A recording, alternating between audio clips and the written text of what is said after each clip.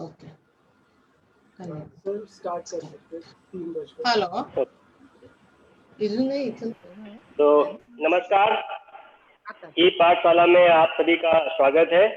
जैसा कि आपने दीपाली मैम को कल सुना कि 3 पोजीशन जो फायर आर्म्स हमारा स्मॉल बोर्स का है, तो जो इवेंट है 50 मीटर के, उसमें आपने प्रोन पोजीशन और 3 पोजीशन जो इवेंट है तो उसको मैम ने काफ़ी अच्छे तरीके से डेवलप किया कि कैसे स्टार्ट करना चाहिए स्मॉल बोर्ड्स के जो इवेंट्स हैं, और उन्होंने टारगेट के बारे में आपको बताया कि क्या होना चाहिए, से आपको इसके बारे में बताया, और आज बहुत सारी चीज़ें वो आपको सिखाएंगे। और जो भी आपके क्यूरीज होंगे वो लास्ट 15 मिनट्स में आपको हर आपके जितने भी क्वेश्चन हैं उसको सोल्यूशन दिया जाएगा। आज जो मैम का टॉपिक है प्रोन पोजीशन है। जैसे कि प्रोन जो पहले ओलंपिक इवेंट हुआ करता था, बट नाउ करंट में जो है प्रोन ओलंपिक इवेंट से हट गया है, बट नेशनल इवेंट में है, तो लेकिन 3 पोजीशन का वो पार्ट है। तो बिना प्रोन सीखे आपका 3 पोजीशन कंप्लीट नहीं होता है। तो आज जो मैम आपको बताएंगे वो बहुत ज़्यादा टेक्निकल नॉलेज आपको मिलने वाली है। तो जो भी हमारे व्यूअर हैं, जो हमारे बच्चे हैं बिगिनर सीखना, तो for you golden opportunity to listen ma'am, and आप नोट भी कर सकते हैं। और उस चीज़ को अगर आप आगे फ्यूचर रेफरेंस के लिए अगर आप करना चाहेंगे तो वो आपको डॉक्टर करनी सिंह छोटी रेंज के फेसबुक पेज पे भी आपको मिल जाएगा, और आप NRI से भी कॉन्टेक्ट कर सकते हैं। आप मैम को डायरेक्ट मेल भी कर सकते हैं। तो लास्ट में आपको मैम का ईमेल और फोन नंबर भी हम देंगे आपको। तो आई रिक्वेस्ट दीपाली मैम, तो she can tell you about today's class. Deepali ma'am. Good afternoon everyone, और happy friendship day to you all. आज मैं यहाँ पे एक मेरे स्पेशल दोस्त को थैंक यू कहना चाहूंगी, जिसने ये सारा बहुत शॉर्ट टाइम में ये सारा प्रेजेंटेशन करने में मेरी बहुत मदद की। तो thank you Preeti Sharma, pistol team के साथ कोच है और मेरी बहुत क्लोज फ्रेंड है। उन्होंने मुझे ये सारा ब्यूटीफुल प्रेजेंटेशन बनाने में बहुत मदद की। तो let's start with today's topic. अभी एक थोड़ा सा कम क्विक रिकैप कर लेते हैं। स्क्रीन शेयर शुरू कर देते हैं, और वो तब तक मैं आपको कल का लिटिल 1-2 लाइन में सारा रिकैप। कल हमने देखा कि 50 मीटर इवेंट्स के 50 मीटर शूटिंग के क्या क्या फैक्टर्स क्या क्या मायने रखते हैं, और कौन से फैक्टर्स हमारे शूटिंग पे असर करते हैं 50 मीटर्स पे। और पैरामीटर्स देखे हमने जो 50 मीटर शूटिंग में हमारे पोजीशंस डेवलप करने में हमारी मदद करते हैं, और उसको पोजीशंस को समझने में हमारी मदद करते हैं। तो और सेंटर ऑफ ग्रेविटी का बेसिक कॉन्सेप्ट हमने देखा। तो अभी हम चलते हैं प्रोन पोजीशन की तरफ। प्रोन पोजीशन एक ऐसा पोजीशन है जिसमें 2 इवेंट खेले जाते हैं। 50 मीटर पे 2 इवेंट खेले जाते हैं। एक 60 शॉट प्रोन है और दूसरा है 3 पोजीशन। तो prone position is an integral part of 3 position event. तो इसलिए प्रोन का एक अपना अलग इवेंट भी है जो 60 शॉट, सारे शॉट्स उस इवेंट में प्रोन पोजीशन में चलाए जाते हैं, और 40 शॉट 3 पोजीशन के 40 शॉट प्रोन में शूट किए जाते हैं। तो इसलिए ये एक बहुत इंपॉर्टेंट पोजीशन है।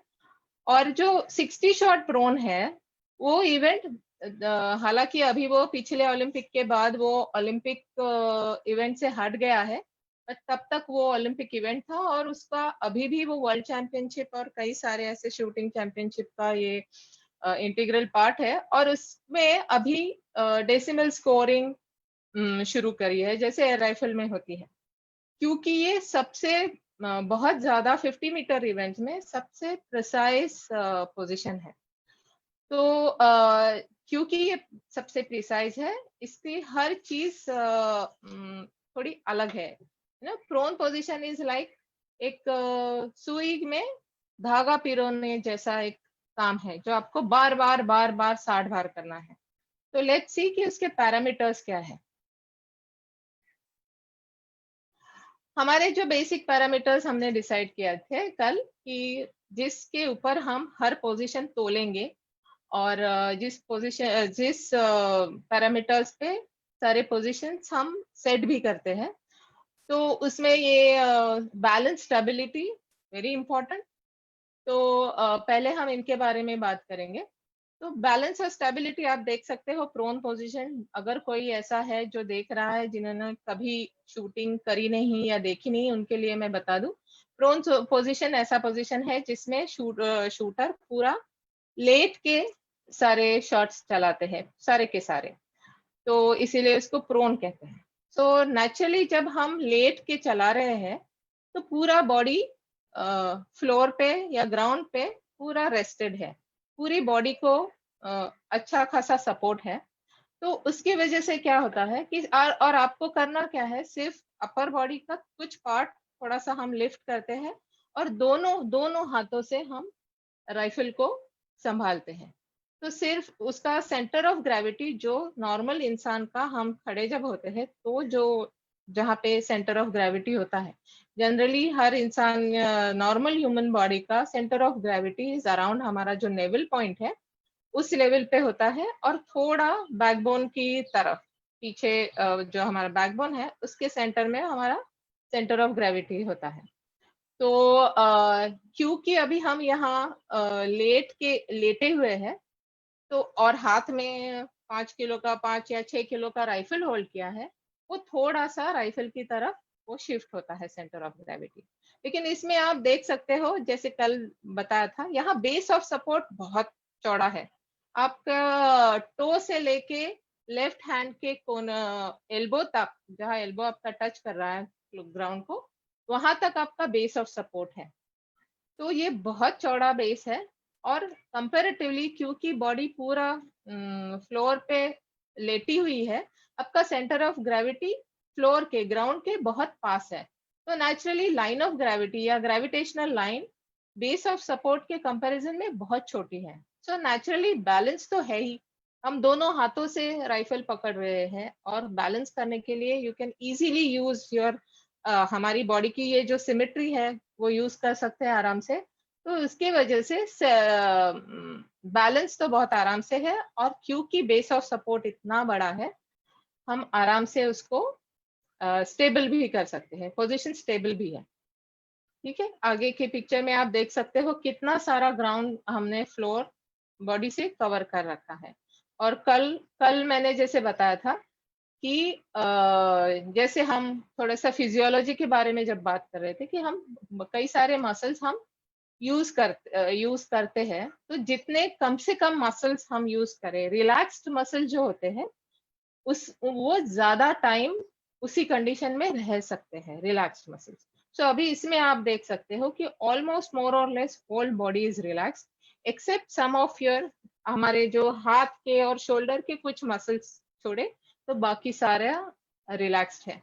तो इसीलिए ये पोजीशन एकदम स्टेबल है। अब आता है क्वेश्चन सस्टेनेबिलिटी का। अभी इसमें ये जो sustainability, what is sustainability? Sustainability में ये थोड़ा सस्टेनिंग, ये थोड़ा डिफिकल्ट वर्ड है। We can say simple word में हम बोल सकते हैं कि मेंटेनिंग। ओके, सस्टेनेबिलिटी का मतलब ability of a shooter to maintain his position throughout the shooting time, whatever. आप ट्रेनिंग कर रहे हो तो ट्रेनिंग टाइम, कंपटीशन खेल रहे हो तो कंपटीशन टाइम। और वो पोजीशन मेंटेन कैसे और कब करना है कि जब आपका जो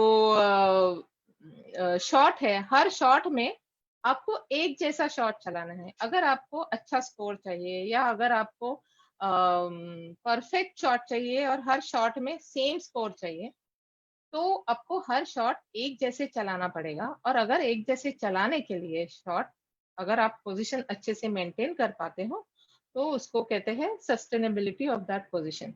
तो उसमें क्या होता है कि इसमें दो तरीके हैं शॉट रिपीट करने के, एक जैसा शॉट चलाने के दो तरीके हैं।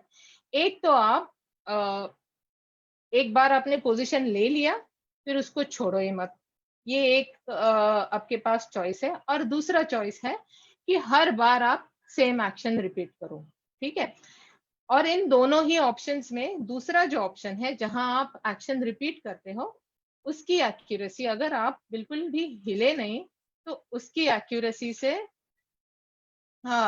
उसका जो उसकी एक्यूरेसी से दूसरे की एक्यूरेसी ज्यादा है। मतलब अगर आप बिल्कुल भी नहीं हिलते हैं, आपके पास ऐसा पोजीशन है जो आप पूरे 60 शॉट तक वैसे ही रख सकते हो, तो आपको जो एक्यूरेसी मिलेगी वो एक्यूरेसी बार बार हम एक्शन करने से जो आएगी उससे नहीं मिलेगी। सो लेट्स सी अगर हम पोजीशन प्रोन के लिए ऐसा कर सकते हैं या नहीं, क्योंकि प्रोन में बहुत स्टेबिलिटी बहुत अच्छी है। इसीलिए प्रोन में वो थोड़ा सा बैलेंस हम थोड़ा सा ट्विक कर सकते हैं, स्टेबिलिटी थोड़ी सी पोजीशन ऐसे कर सकते हैं कि जिससे हमें सस्टेनेबिलिटी मिले। तो ये सस्टेनेबिलिटी में इसलिए हमने यहाँ इस इमेज में आप देख सकते हो कि इस इमेज में उसने हमने थोड़ा सा जो बैलेंस है जो दो हाथ पे हमने रखा है उसके जगह बैलेंस थोड़ा शिफ्ट किया है, क्योंकि अभी कैसा है हम लोडिंग अनलोडिंग के लिए तो हाथ आपको हिलाना ही है। तो इस हाथ के साथ साथ अगर आप पूरा बैलेंस रखते हैं तो जैसे ही है ये हाथ उठाएंगे ये आपका बैलेंस बिगड़ जाएगा और फिर आप लोड करोगे वापस आओगे, तो इसमें आपका पोजीशन बार बार बिगड़ रहा है। Position in the sense target पे आपके राइफल का जो एमिंग पोजीशन है ये बार बार चेंज हो रहा है। ऑफकोर्स दोबारा ये हाथ जब नीचे आता है आप बैलेंस तो आराम से मिल जाएगा आपको, लेकिन आपको सही जगह सही जगह पे वो नहीं रहेगा। तो वहां पे इसलिए क्या किया है उन्होंने कि to keep your right hand free रखने के लिए थोड़ा सा बैलेंस लेफ्ट में शिफ्ट किया है। अभी ये हुआ एक जनरल की सस्टेनेबिलिटी के लिए हमने कैसे थोड़ा सा सब कुछ ट्विक कर लिया। तो अभी let's see prone specific sequence. जैसे मैंने कल बोला था कि there are so many factors, इतने सारे फैक्टर्स हैं हमारे पास ये जिनका ध्यान हमें रखना पड़ता है। तो सिस्टमैटिक डेवलपमेंट ऑफ पोजीशन, तो अभी आज हम देखेंगे कि प्रोन का जो पोजीशन है वो कैसे सिस्टमैटिकली डेवलप किया जा सकता है। तो उसका ये जो सीक्वेंस है वो मैंने अपने शूटर्स के लिए बनाया है and I am following it for quite a few years. तो और उसके रिजल्ट्स भी अच्छे हैं, लेकिन ऑफ कोर्स आप अपने हिसाब से इसमें चेंजेस ऑफ कोर्स कर सकते हो, लेकिन जो भी करोगे आप अपने हिसाब से करिए एंड स्टिक विद देम। मतलब वो उसको आपको पहले एक सिस्टम सही तरीके का सिस्टम बनाना है और उसकी आदत आपको डलवानी है। तो सबसे पहले प्रिपेयरिंग इक्विपमेंट। अभी जब प्रिपेयरिंग इक्विपमेंट के में जाने से पहले एक बार स्टॉप स्क्रीन शेयरिंग, मैं आपको सारे राइफल के पार्ट दिखाऊं। जो फर्स्ट टाइमर है जिन्होंने कभी शूटिंग नहीं की, अगर ऐसा कोई देख रहा है तो उनको समझ में आना चाहिए कि मैं बात क्या कर रही हूँ।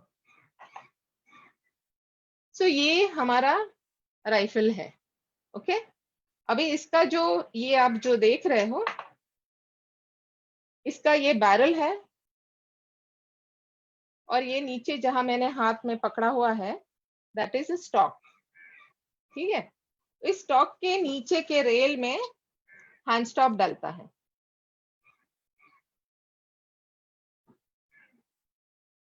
जहां हमारा ये हाथ फिक्स होता है स्लिंग के साथ, स्लिंग हम यहाँ लगाते हैं।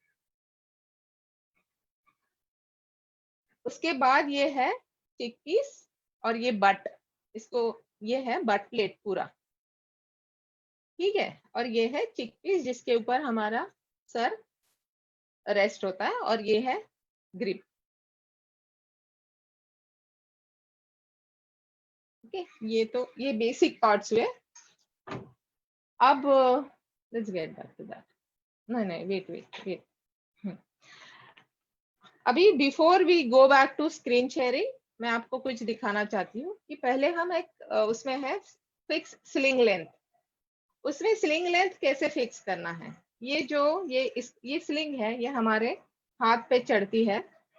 तो इसका ये जो पार्ट है, इसमें हम हाथ डालते हैं, ठीक है।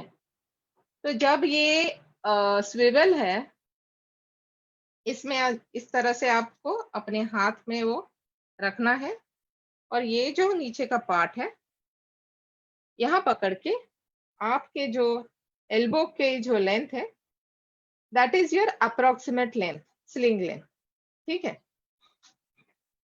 Okay, you can share screen now. Hello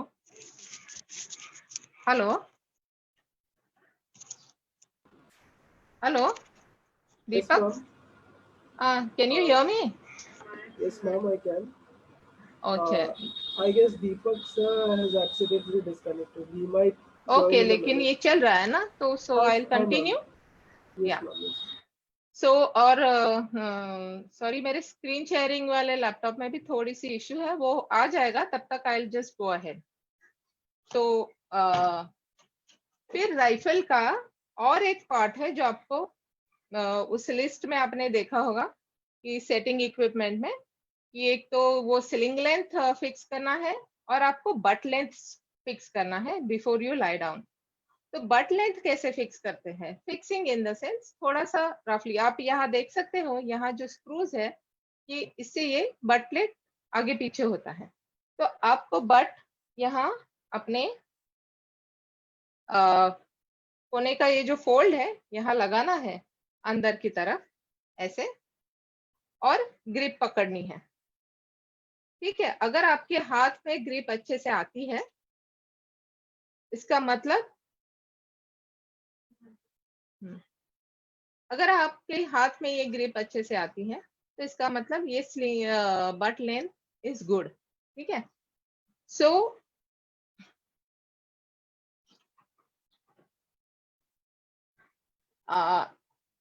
let's move ahead. तो ये दो चीजें हैं, जब आप इक्विपमेंट प्रिपेयर करते हो, तो सबसे पहले ये दो चीजें मैंने इसलिए बताई क्योंकि हमारा स्क्रीन शेयरिंग का थोड़ा सा इश्यू है। जब तक स्क्रीन शेयर होता है, जस्ट टू गो अहेड, मैंने ये दो चीजें बताई। लेकिन सीक्वेंस में सबसे पहले आता है बेडिंग स्क्रू। आपको सबसे पहले बेडिंग स्क्रूज चेक करने हैं अपने राइफल के। जैसे अभी मैंने बताया कि बैरल स्टॉक के ऊपर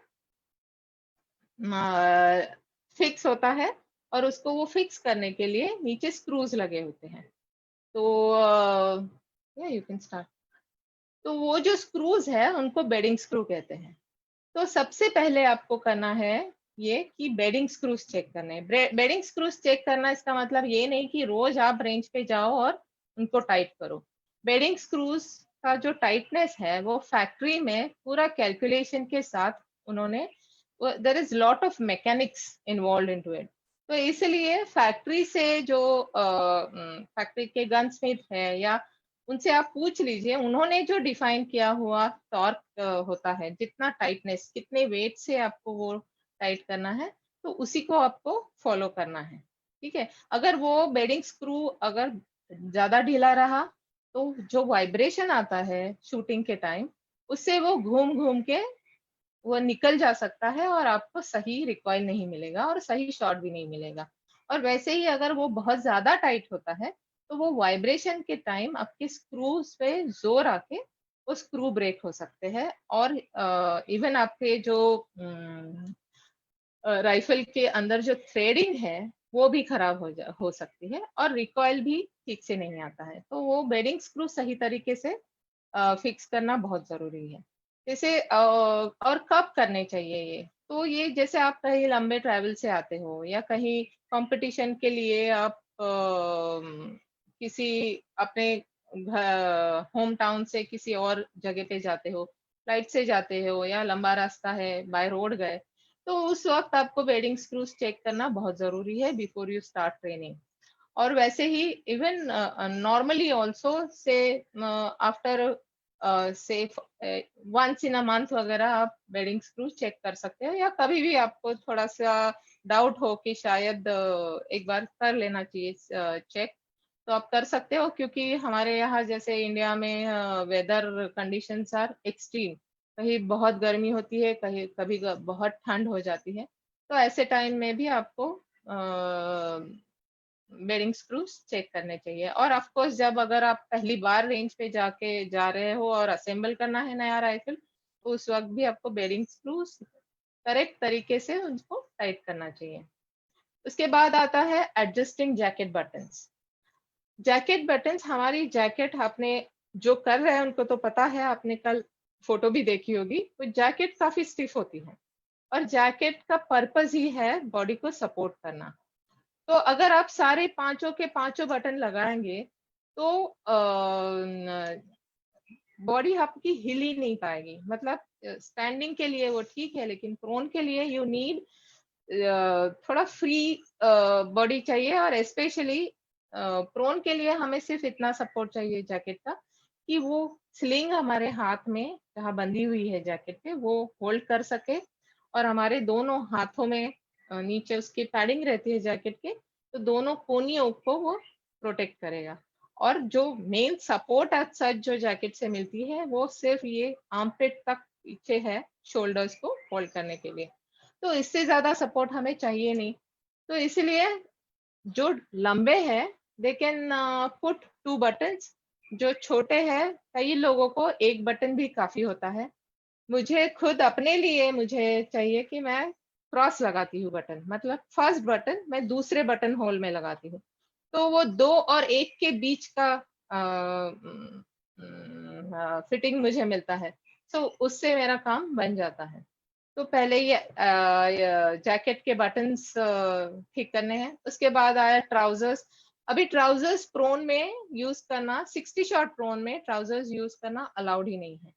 3 पोजीशन के प्रोन में आप कर सकते हो, क्योंकि फाइनल में उनको उतारना और चढ़ाना के में काफी टाइम जाता है, इसलिए वहां अलाउड है। तो आप अगर 3 पोजीशन के लिए प्रैक्टिस कर रहे हो प्रोन, तो आप यूज कर सकते हो। लेकिन ट्राउजर का प्रोन पोजीशन में ऐसे कोई ना सपोर्ट है ना कोई एडवांटेज है। अभी फिक्सिंग स्लिंग लेंथ, वो तो मैंने आपको बताया कैसे उसको स्लिंग लेंथ फिक्स करना है। ये सारे अप्रोक्सीमेट लेंथ है, ताकि आप एकदम एक्सट्रीमली टाइट और एक्सट्रीमली लूज स्लिंग ना हो आपका। आपको जो जरूरी आपके लिए जो अप्रोप्रिएट फिट लेंथ है उसके आसपास आप पहुंच जाओ। फिर check butt length. Butt length भी हमने देख लिया कैसे ग्रिप को पकड़ के आपको यहाँ बट लेंथ एडजस्ट करना है। फिर hand stop and but plate. Hand stop है कि जो हैंड स्टॉप जो होता है उसको लूज छोड़ना है, ताकि जब आप पोजीशन लेते हो तब आराम से वो स्लाइड कर सके आपके राइफल के नीचे।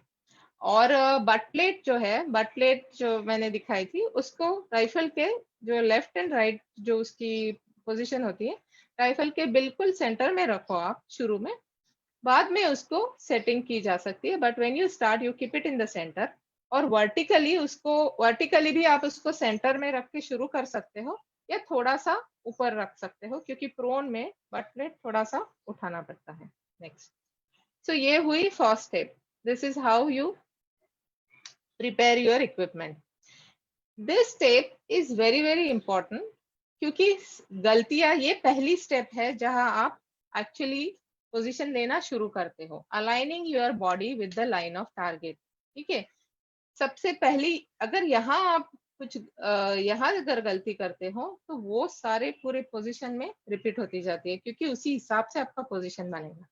तो यहाँ आपको एक ध्यान रखना है कि stand with your face towards target. पूरा सीधा खड़े हो जाइए सामने, टारगेट के सामने स्ट्रेट खड़े होके।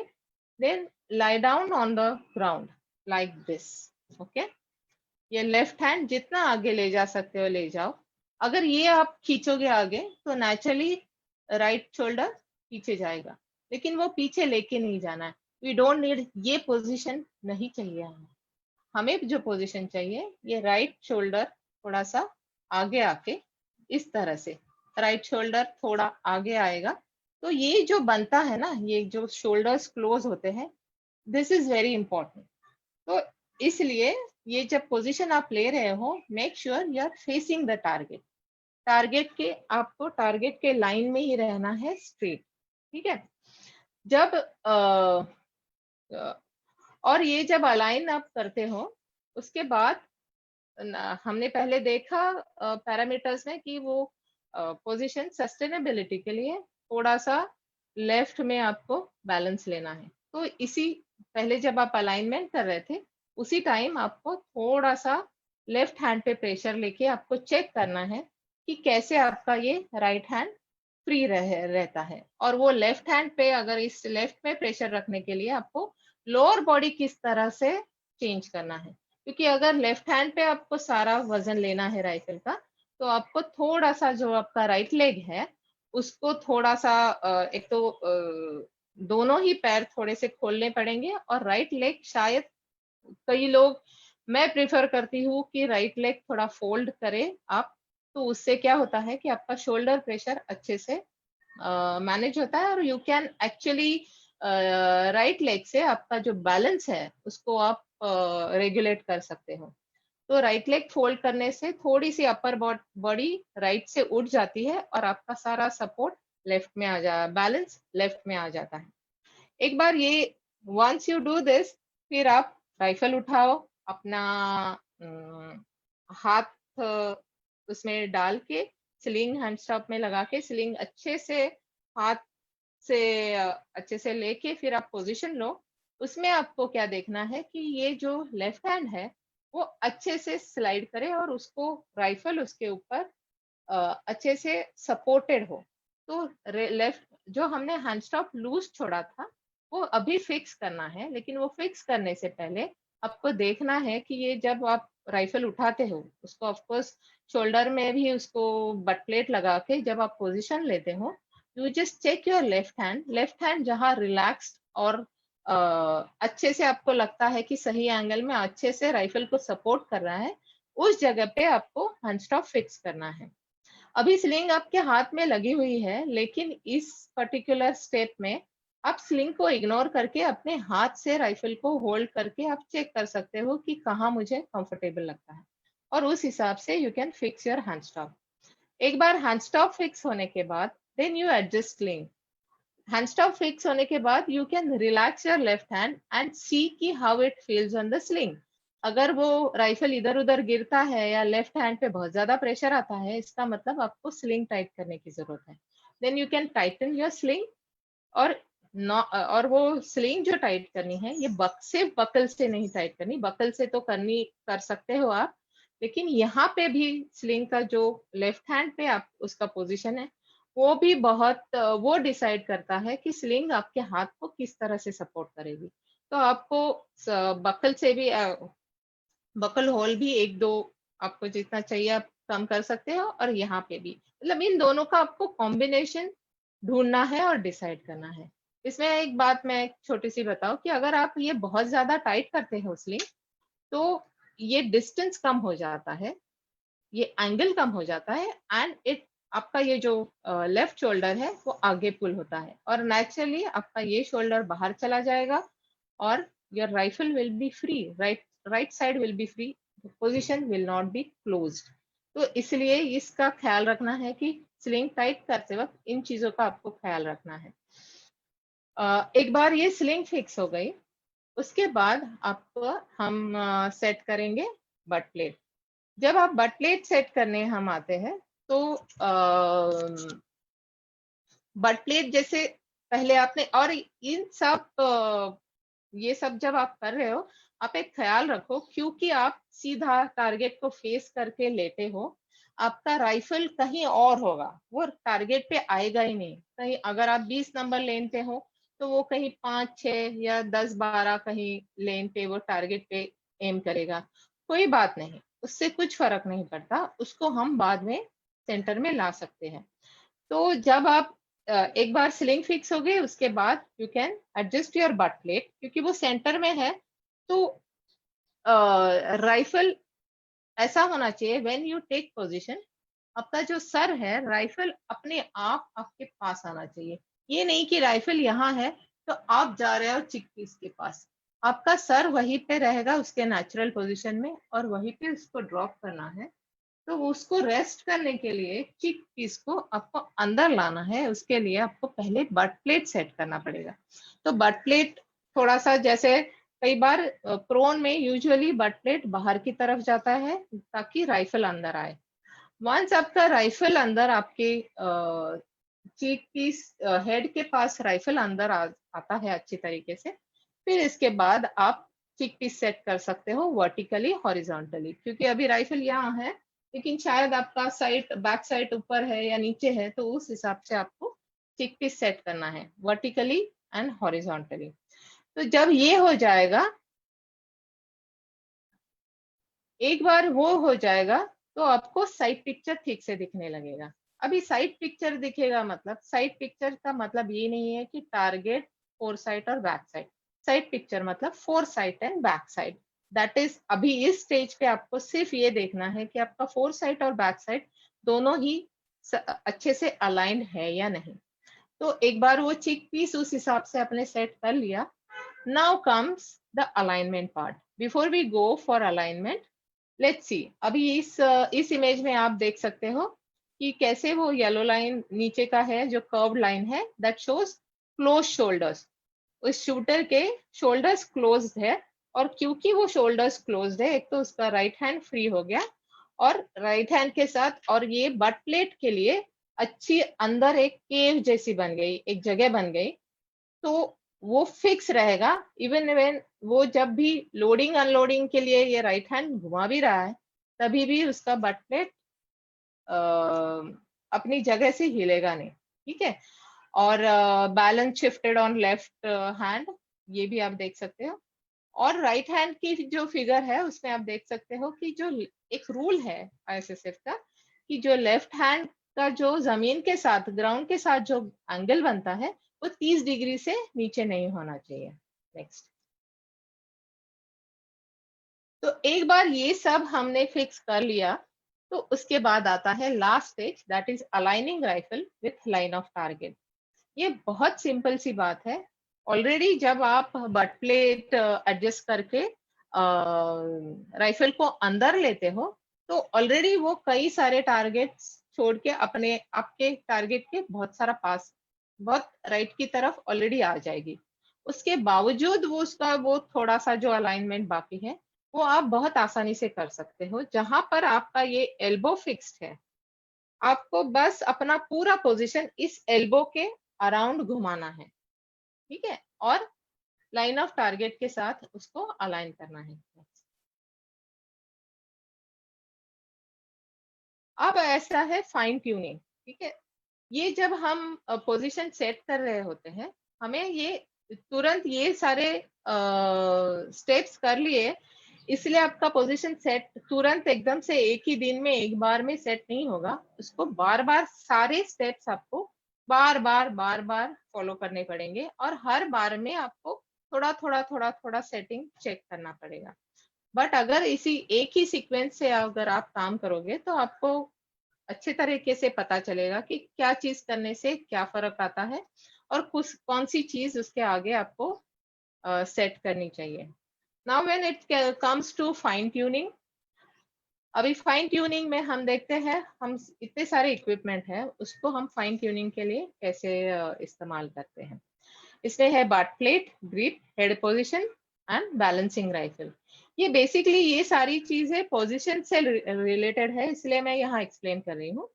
और कई सारे ऐसे ही चीजें हैं जो आगे में भी बाद में जब हम और ज्यादा टेक्निकल चीजों के बारे में देखेंगे उसमें आ जाएगी। तो अभी पहले फिलहाल हम इसको देखते हैं। अभी आप देख सकते हो पहले दो इसमें जो बट प्लेट है, ओके, कैसे बट प्लेट सेट किया है। इस बट प्लेट का एडवांटेज क्या है, प्रोन या 50 मीटर इवेंट्स में एडवांटेज बट प्लेट का ये है कि उसमें टेल लगाना अलाउड है। ये जो टेल है, ये हम एयर राइफल में नहीं लगा सकते, लेकिन 50 मीटर इवेंट्स में इसको लगा सकते हैं। ये दो तरीके से काम करती है। एक तो क्योंकि वो इतना लंबा टेल है, वो हमारे आर्म पिट में ऐसे बैठता है, तो वो एक तो एडिशनल कांटेक्ट है जैसे बट प्लेट यहाँ आपके शोल्डर में अच्छे से फिक्स्ड है, उसके साथ साथ नीचे से भी वो आपको होल्ड कर रहा है, तो it is a better contact. तो उससे क्या होता है, काफी सारा वजन भी जो है राइफल का, वो ये टेल रोकता है, से ये जैसे बाहर निकलने से रोकता है उसको। तो वो एक टेल का एडवांटेज है। और दूसरा ऐसा है, क्योंकि दैट इज इंक्रीज्ड, एक इंक्रीज्ड कांटेक्ट आपको मिल रहा है, अगर आपने सही तरीके से उसको सेट किया टेल को, तो आपका एक तो आपको रिकॉइल कंट्रोल करने में वो मदद करता है। ऊपर से ये आपको ये भी ऐसा उसका जो फील है, ये फील भी कराता है कि आपकी बट की पोजीशन सही है या नहीं। क्योंकि ज्यादा कांटेक्ट है तो नेचुरली वो ज्यादा अच्छी तरीके से आपके शोल्डर में बैठता है। तो it is easier to repeat shot agar if your butt plate is set well, and especially if your tail is set properly, then आपका आपकी एक्यूरेसी तो बेटर होती है, क्योंकि उससे आपका रिकॉइल एकदम कंट्रोल होता है, हर शॉट में सेम रिकॉइल आता है, और हर शॉट में आपका जो शोल्डर में गन का पोजीशन है या बट का पोजीशन है वो भी सेम रहता है। सो आप देख सकते हो इसमें कि किस तरह से वो बट का जो टेल है वो मोड़ा हुआ है। ये मेरा अपना बट प्लेट है, और मेरे हिसाब से मेरे जो जैकेट जिस तरह के शेप लेती है उस तरह से उसको मोड़ा हुआ है। उससे क्या होता है, एक तो और ये जब टेल आप सेट करते हो आपको ख्याल रखना है, एक तो ये टेल फ्री नहीं होनी चाहिए। फ्री, अगर टेल फ्री है, कहीं पर भी टच नहीं है, तो उसका कोई मतलब नहीं है, and it is not giving you any advantage. लेकिन अगर आपकी ये अगर आपकी बॉडी के साथ साथ अगर टच कर रही है, तो वो सिर्फ टच, उसने सिर्फ टच करना है। वो अगर वो कहीं किसी भी पॉइंट पे अगर वो दबा रही है आपकी बॉडी, वो कहीं पर भी प्रेस कर रही है आपकी बॉडी को, तो जब रिकॉइल आएगा तो उसको उस प्रेशर से वो रिकॉइल डिस्टर्ब हो जाएगा। तो इसलिए आपको टेल इस तरह से सेट करनी है कि वो आपके बॉडी के साथ साथ अच्छा कांटेक्ट दे। ठीक है, अभी आप इसके नेक्स्ट ये स्लाइड थोड़ा जूम करो। ओके, रहने दो। सो नेक्स्ट जो राइट में जो दो पिक्चर्स है उसमें आप देख सकते हो कि उसका जो बट प्लेट है वो दोनों तरह अलग तरीके से लगा हुआ है। अभी मैं ये जूम करके नहीं दिखा पा रही हूँ, लेकिन उसके जो बट प्लेट के एकदम बॉटम में, हाँ, वहां पे दो स्पेसर्स लगे हुए हैं। तो क्योंकि वहां दो स्पेसर्स है, ऊपर का जो प्लेट है वो उसके शोल्डर के बाहर निकला है। ठीक है, दोनों ही जगह पे उसको बहुत अच्छा कांटेक्ट है। लेकिन ये दूसरे लास्ट वाले इसमें आप देख सकते हो कि उसमें जो नीचे के दो जो स्पेसेस है उसने हटा दिए हैं, तो उसका बट प्लेट छोटा हो गया, इसलिए ऊपर का प्लेट भी नीचे आया है। अभी इसमें सही और गलत कुछ नहीं है। यहाँ पे राइट में ये शूटर सेम ही है, राइट में उसकी जैकेट अलग है, लेफ्ट में उसकी जैकेट अलग है। तो दोनों ही जैकेटों में उसको जिस तरह की फीलिंग आती है जैकेट के हिसाब से ऐसे छोटे मोटे चेंजेस आप कर सकते हो और आपको करने पड़ते हैं। तो जब आप किट चेंज करते हो तो ये सेटिंग्स भी फाइन ट्यून करना जरूरी है। उसके बाद आती है grip. Grip is also very important part of your पूरे शूटिंग का बहुत इंपॉर्टेंट पार्ट है।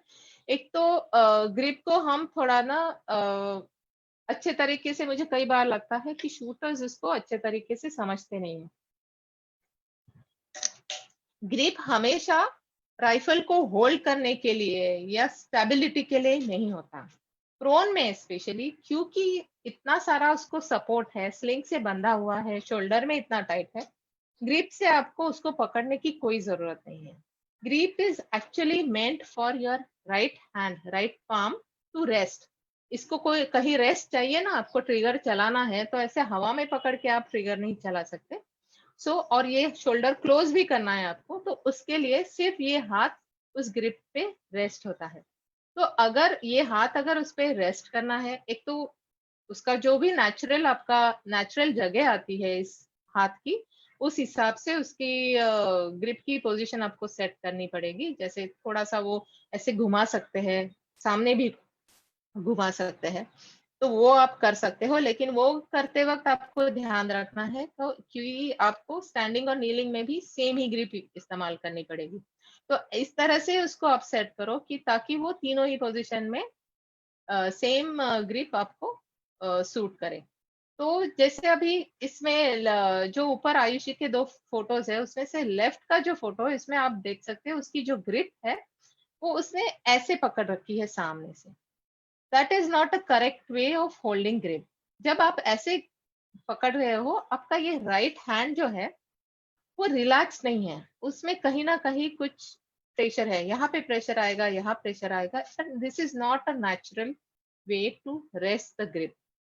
और वही अगर आपके वो राइट वाले अगर पिक्चर में आप देखो, उसकी ग्रिप एकदम सीधी है और directly resting on the grip, और पाम आराम से उस पे रेस्ट हो रहा है, और पूरा ये राइट हैंड उसका फ्री और रिलैक्स्ड है। तो अगर ये ऐसा वंस ग्रिप इज फिक्स्ड और आपका हाथ जब रिलैक्स होता है, आपका ट्रिगर फिंगर आप आराम से फ्रीली चला सकते हैं। ठीक है। और जैसे नीचे वाला जो पिक्चर है उसमें आप देख सकते हो कि 50 मीटर इवेंट्स में आप इस तरह से बाहर से उसको कुछ लगा के, जैसे आपके हाथ के हिसाब से एनाटॉमिक ग्रिप्स बना सकते हैं। एमसील लगाओ, कोई एडेसिव लगा के आप इस तरह का ग्रिप अपने लिए बना सकते हो। नेक्स्ट, अब आया है हेड पोजीशन।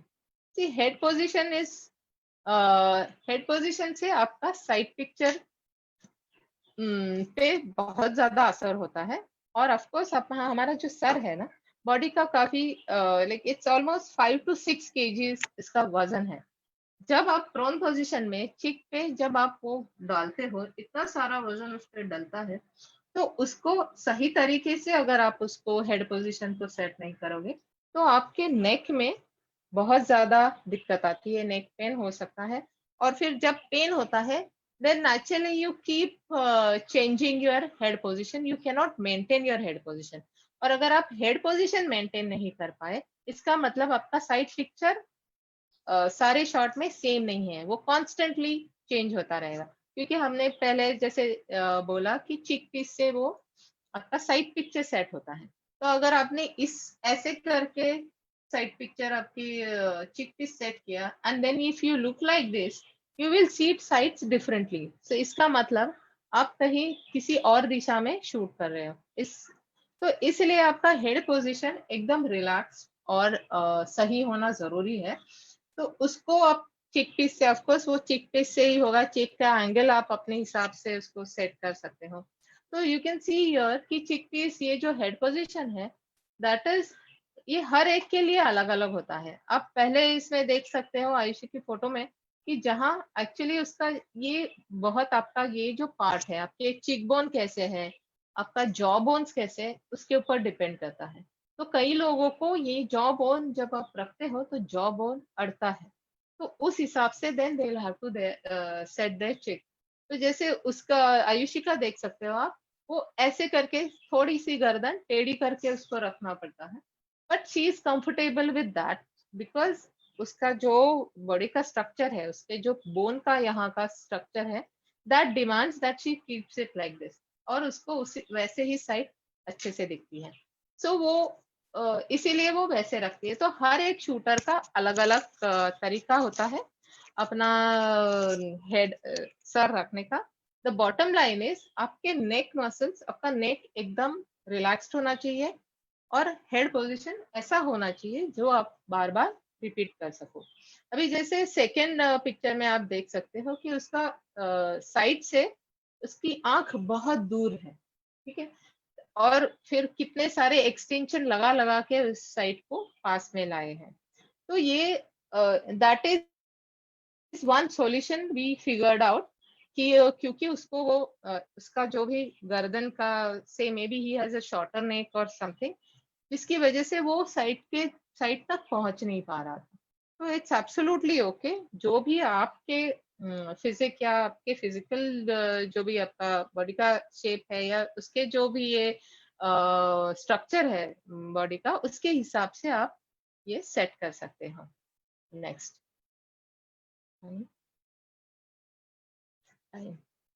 सो अभी ये लास्ट है, फिर बैलेंसिंग राइफल। अभी बैलेंस राइफल को बैलेंस करना भी बहुत जरूरी है। जैसे हमने देखा कि उसका क्योंकि वो जनरली हैवी है राइफल, तो उसका वजन आगे ज्यादा रहता है। लेकिन प्रोन पोजीशन में जब आप हाथ आगे करके हम उसको सपोर्ट करते हैं, तब हम काफी आगे तक आप राइफल को सपोर्ट कर सकते हो।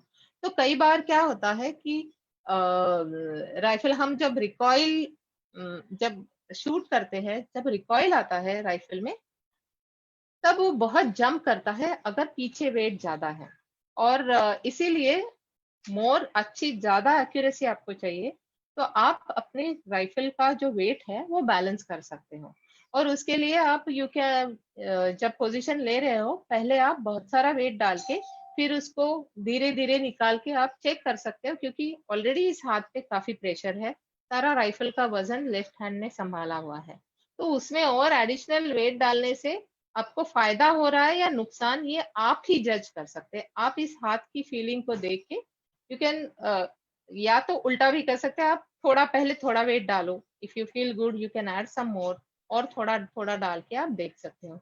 एक बार नॉर्मल पोजीशन में ये फिक्स कर लिया आपने वेट, फिर आप जब भी आपकी पोजीशन अच्छा सेट हो जाओगे और शूटिंग करने के लिए तैयार हो जाओगे, तब लाइव शूटिंग में you can check this weight कि अगर रिकॉइल, वो वेट ऐसे तो अच्छा लग रहा है, लेकिन रिकॉइल में क्या फर्क आ रहा है। ठीक है। So that's all actually. ये हुआ, that was the last point for today's setting of rifle. और ये फाइन ट्यूनिंग है, और ये फाइन ट्यूनिंग डेली चलता है। जैसे जैसे आप पोजीशन आपका डेवलप होगा, धीरे धीरे धीरे वो फाइन ट्यून होता रहता है आपके सारे सेटिंग्स। और यहाँ मैं एक चीज कहूंगी कि जो बिगिनर्स होते हैं, उनके muscles they are not ready for taking that wait.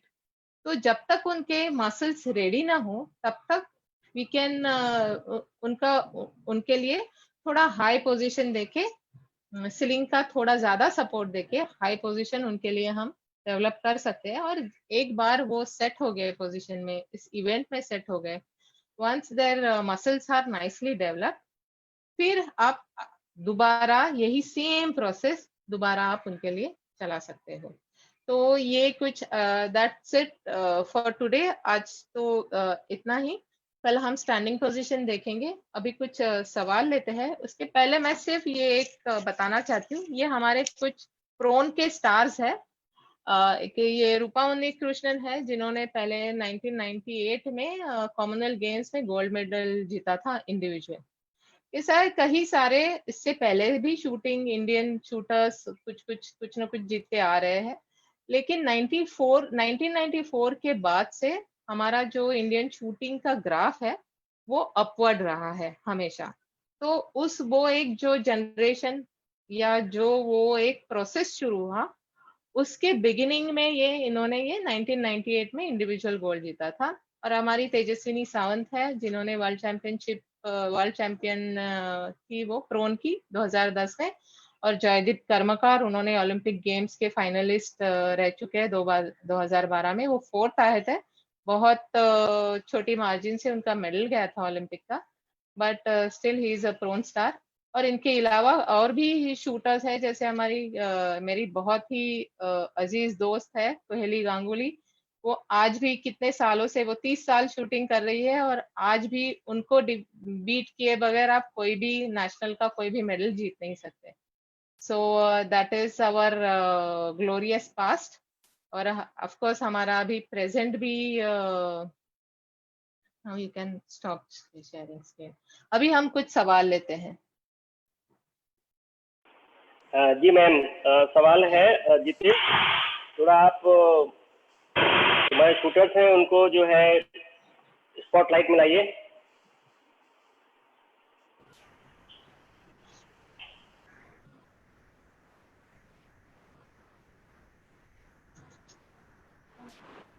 थोडा माझा इकडचा फोन उचलून मला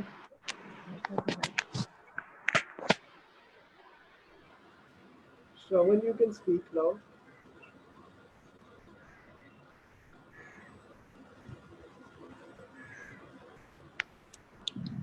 Hello, ma'am. Can you hear me?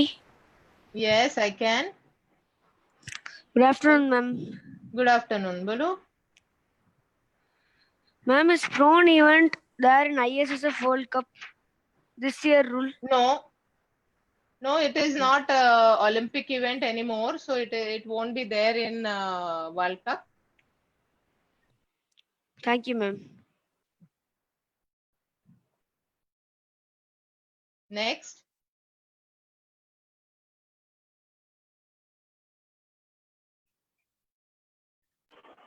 Next Divyansha का क्वेश्चन है, जितेश जी।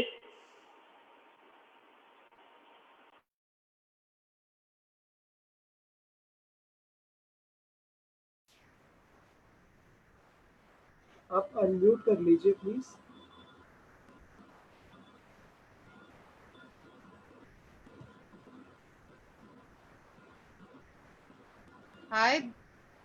Hi दिव्यांशा।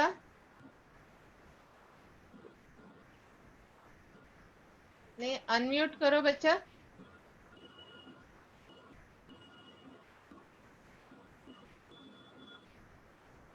नहीं सुन पा रहे हम।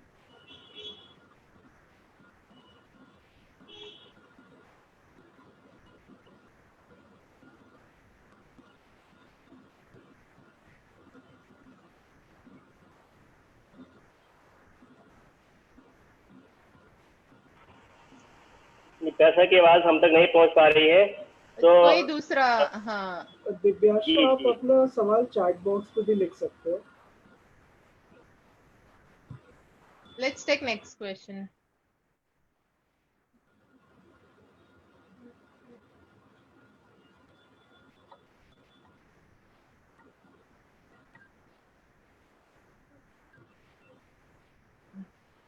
एक किसी ने पूछा है कि चीक प्लेसिंग वर्टिकली हॉरिजॉन्टली, उसका जवाब दूं मैं? मैम, अभी एक को मैंने अनम्यूट कर दिया है, Rishank. Hello. Okay, hello. Good हाँ आफ्टरनून बोलिए। Ma'am. Good afternoon. Ma'am, is it better to keep the hand stop far or near the far or near? See, there is no such rule. If you have long hands, you have no option to, you cannot keep it close. Actually, I just forgot to mention something. See, you know that by ISSF rule, this angle should not be less than 30. But at the same time, there is no such rule. But this angle, it should be, if it is around 100 के around अगर ये angle होता है तो आपका हाथ relax रहता है और it can support your rifle well. तो अगर आपके हाथ लंबे हैं और सिर्फ लंबा है और छोटे से भी नहीं बनता, ये आपका जो ये बोन स्ट्रक्चर है उसके भी इसके ऊपर भी डिपेंड करता है कि आपका हैंड स्टॉप एग्जैक्टली कहाँ रहेगा। तो ये इसीलिए मैंने शुरू में वो जो एक स्टेप कहा था कि आपको पोजीशन लेने से पहले हैंड स्टॉप ढीला छोड़ना है। आप पहले डिसाइड मत करो कि आपको हैंड स्टॉप कहाँ फिक्स करना है। तो उसको हैंड स्टॉप आपके हाथ के हिसाब से, जहां भी हैंड स्टॉप, जहां आपके हाथ को कंफर्टेबल लगे और जहां आपका हाथ राइफल को अच्छे से सपोर्ट कर पाता है, ऐसे जहां आपको लगेगा वहां आपको हैंड स्टॉप फिक्स करना है। इसका ऐसा कोई रूल नहीं है। Okay, ma'am. Thank you. Okay, या। और जो टेक्निकल है एंगल का, वो मैम हाँ। मैं थोड़ा बता देना चाहता हूँ इनका, कि जो हाँ। शूटर्स का ग्राउंड लेवल से 30 डिग्री, आप 30 डिग्री से नीचे अपना हाथ नीचे नहीं आएंगे, यही एक प्रोन पोजीशन में वो एंगल चेक होता है। रेस्ट जो मैम ने बताया परफेक्टली है मैम। जितेश, नेक्स्ट क्वेश्चन लीजिए।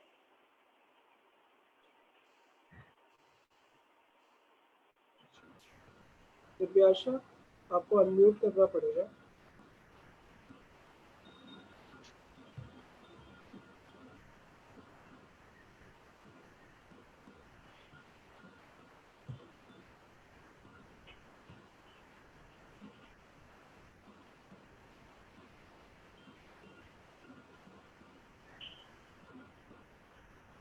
नहीं सुन पा रहे हैं बच्चा, मैं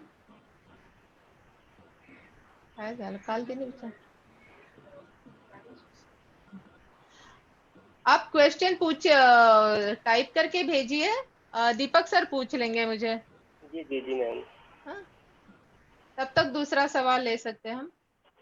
जी ये तो हमारे जो दूसरे व्यूअर हैं उनका क्वेश्चन ले लो। जी sir. Hello, good evening, ma'am. Good evening.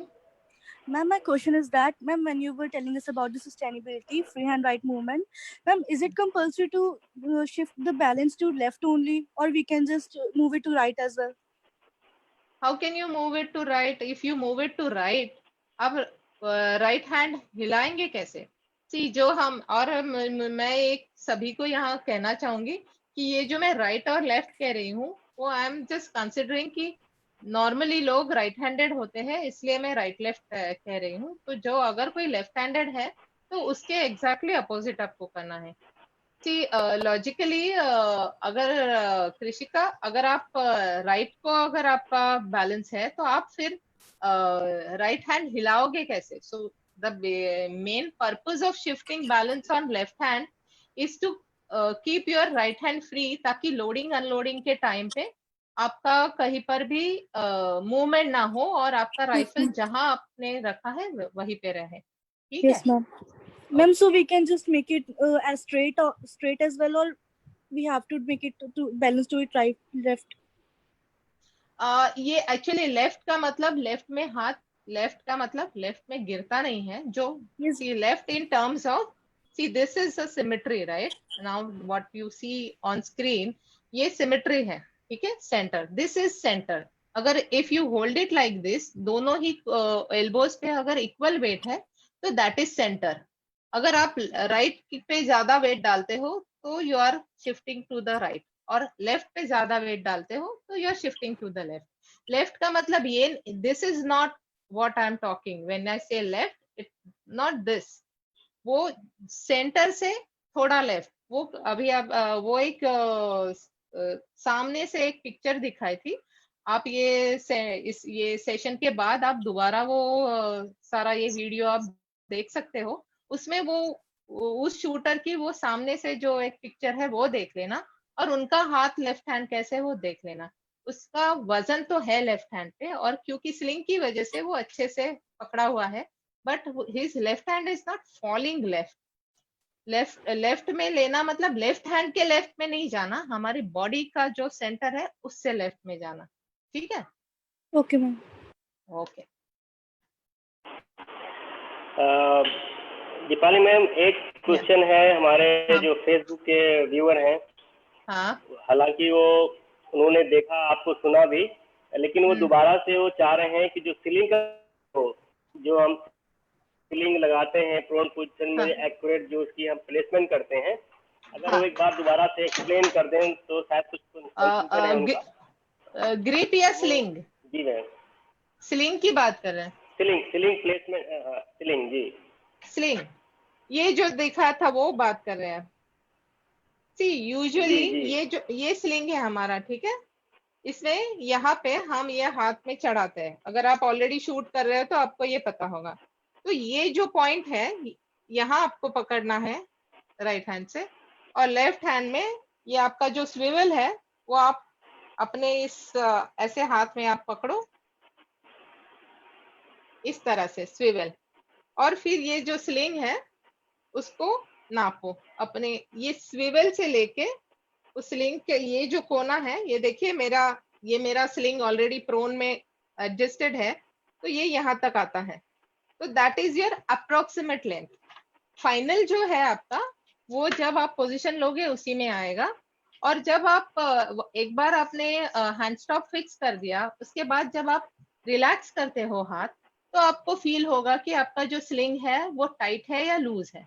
तो अगर वो आपको अच्छे से सपोर्ट कर रहा है and it is allowing you to hold rifle nicely, इसका मतलब आपका स्लिंग ठीक है। लेकिन अगर वो वैसा नहीं कर रहा है, लेफ्ट हैंड पे बहुत ज्यादा प्रेशर आ रहा है, तो आपको स्लिंग एडजस्ट करना पड़ेगा। तो वो स्लिंग एडजस्टमेंट एक तो ये बकल से होगा, ये जो होल्स है इससे आप एक दो होल टाइट कर सकते हैं, और एट द सेम टाइम आपको ये भी चेक करना है कि ये क्या, ये जो शोल्डर हमारे अपर आर्म में ये जो फिक्स्ड है वो सही जगह पे है या नहीं। ये बहुत ज्यादा लो हो जाता है ना, तो भी स्लिंग सपोर्ट नहीं करता। तो आपको वो इसको भी ऊपर चढ़ा के देखना है कि कौन सा सेटिंग आपको सही लगता है। ये कैसे आपको तो अलग अलग कॉम्बिनेशन में आपको देखना पड़ेगा। Thank you so much ma'am. And चूंकि टाइम हमारा हो चुका है और कभी भी हमारा कल मैं जो कोशिश वेबिनार करूंगी खत्म कि कल मैं कोशिश करूंगी कि मैं थोड़ा जल्दी खत्म करूं ताकि ज्यादा क्वेश्चन ले जा सकते जी हैं। जी मैम। हाँ, And- आज के जो क्वेश्चंस, दीपक एक ही मैं बोलूंगी कि आज के जो क्वेश्चंस है जो रह गए हम आंसर नहीं कर पाए, हम उसको कल डेफिनेटली आंसर करेंगे, ठीक है। जी मैम।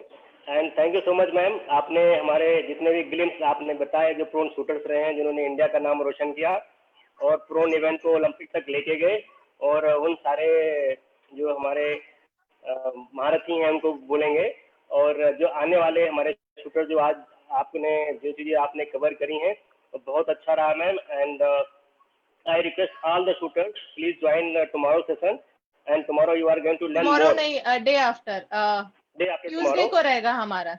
Yes, हाँ, next तो week. जो नेक्स्ट सेशन ट्यूसडे होगा, तो जो भी हमारे व्यूअर हैं, I request everybody to join in the time, and we will give you more knowledge about all the technical support. Thank you so much. Thank you so much everyone. Thank you. Stay safe. Take care. Bye bye.